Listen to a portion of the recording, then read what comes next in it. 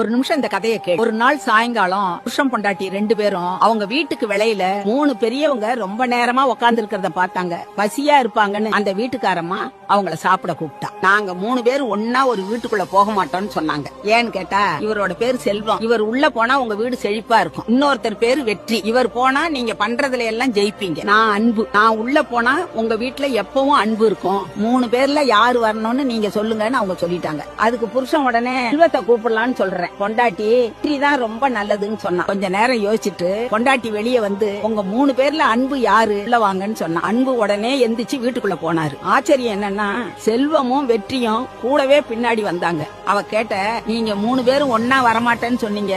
அதற்கு அவங்க சொன்னாங்க, நீ செல்வத்தையோ வெற்றியையோ கூப்பிட்டு இருந்தன, மீதி 2 பேரும் வெளியில தான் இருந்திருப்போம். ஆனா நீ அன்பை தேர்ந்தெடுத்த, அதனால அன்பு எங்கெல்லாம் போகுதோ அங்கெல்லாம் நாங்க போவோம்னு சொன்னாரு. கடைசியா ஒண்ணு மட்டும் சொல்லிக்கிறேன்ப்பா, ஒரு வீடு அன்பால நிறைஞ்சு இருந்தால் வெற்றியும் செல்வமும் தானா பின்னாடி வரும்.